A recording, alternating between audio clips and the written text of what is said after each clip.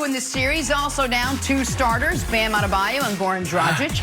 Jimmy Butler did not care. He carried the Heat. 40 points, 11 rebounds, 13 assists. Miami wins Game 3, 115-104. They climb right back into the series.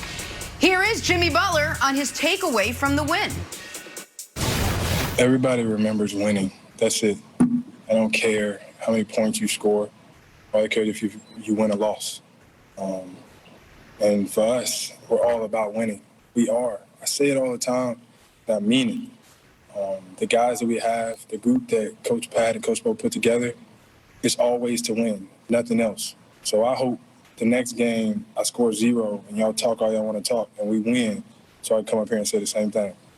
I know how resilient that bunch is and how resilient their coaching staff is and their franchise. So, I don't ever feel like we went into it and haven't, let our guard down and also I don't feel like we're concerned.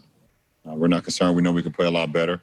And we have another opportunity to take a commanding lead on Tuesday. So you relish that opportunity. All right, Nick, I know you predicted a gentleman's sweep here. I know you said this would go 5 games, but being down 2 star players, are you surprised that Miami Heat were able to play the way they did and beat the Lakers last night? No. The Lakers let their guard down. I'm a little surprised, and I will give the Heat credit. I thought the Heat, because the bubble is so odd, and because guys, I think, really do at this point want to get home to their families, and because the Heat know they can't win the series, I thought there was a chance they packed it in. But that's not who the Miami Heat are. That's not who Jimmy Butler is, and I want the audience to understand what Jimmy Butler did last night.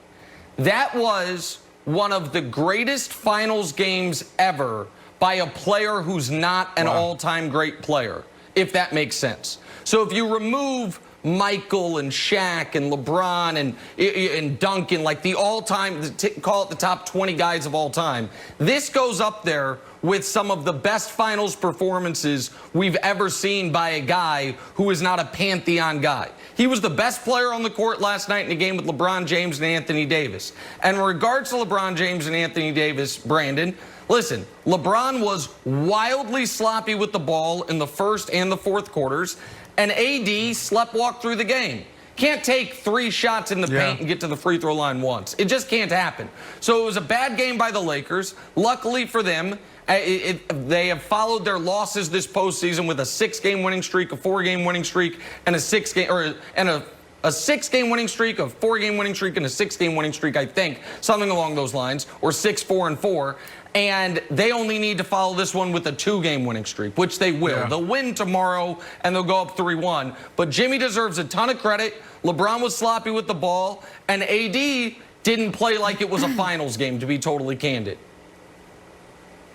Yeah, Nick, when we previewed the finals, there was 2 players I wanted to watch. I wanted to watch the hottest offensive player in the bubble and the hottest defensive player in the bubble. Neither played last night. Bam, due to injury, and AD, I mean, I don't know what his deal was. 15 points, 5 boards. I mean, that's just unacceptable. And to your point, like his energy and his approach was like he was just playing in a preseason game. They need to correct that ASAP. But when you look at Jimmy Butler, it's almost like he embraces inner LeBron James. And what I mean by that is LeBron can score at will in the paint. Jimmy Butler looked like he was a man amongst boys out there just doing whatever he wanted in the paint, lowering his shoulder, backing people down, just totally unstoppable. But I think for them, the defining moment started before the season. Jimmy Butler brings a tenacity, a leadership, an energy that no other player can bring to that organization. And the Heat are known for, one of the hardest conditioning tests in all of sports. He failed that conditioning test. And what did he do the next day and the days to follow? He got up every morning at 4:30 and he started to work by himself until his team started to come in. That was a trickle-down effect. And that mentality, you can see it resonate not only with the players but also the coaches. Jimmy Butler is a dog, and he needs to be respected. I think people respect him. I don't think they have enough for the finals, but definitely we need to talk about this guy because he's doing a tremendous job. Yeah, Nick, I still think the Heat have a small chance. Am I going to come up here and have a miniature parade because they won a game? No. But they've got a small chance. They got a small chance. No chance. Lakers missed 28 threes. We know they can run cold. They went 0 for 13 at one point in game 2, and they turned the ball over 19 times. And somebody, we're going to go blind reveal time, Nick, a little trivia contest on First Things First. Everybody get your pencils out at home.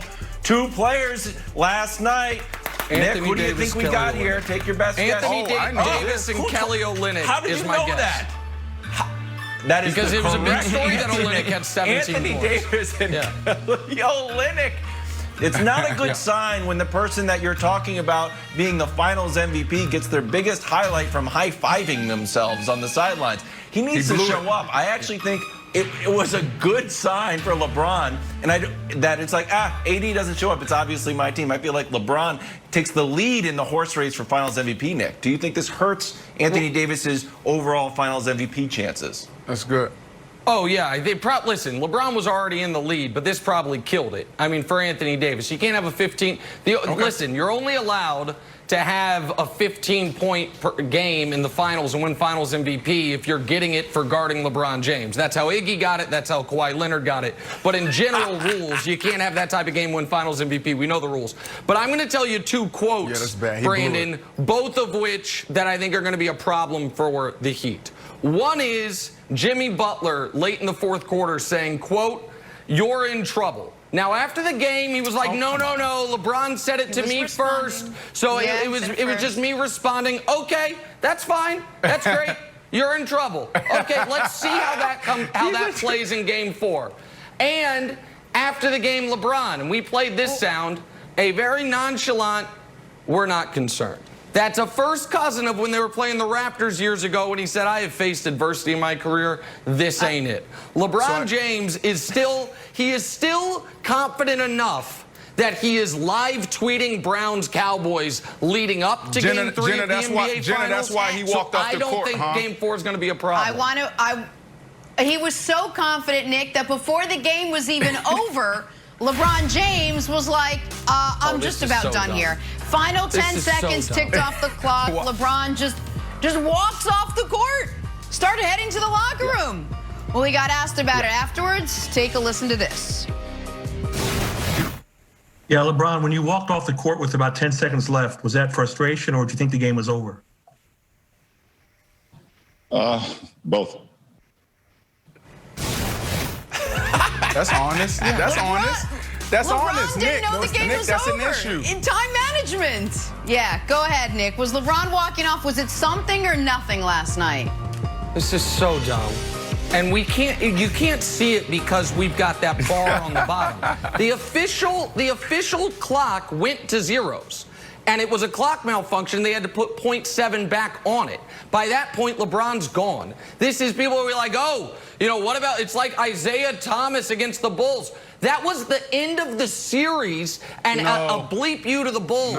What, Brandon? This is so dumb. Gotta stay. This is not a thing. This is a thing, and you know what? It reminds me of the 2009 Eastern Conference Finals when he was playing against the Orlando Magic, and he walked off the court and he didn't shake their hands. This is bad. This is not the LeBron James we know. He's too good of a leader to do this. He's in trouble, guys. The game was over. The clock went to zeros. Set for tomorrow night. You guys are maniacs. Get back to the NFL. Hey, talk some OBJ, who had himself a few OMG moments. So the Browns legit contenders all of a sudden. First things first. Oh, whoa. First, I'm Jenna Wolf alongside.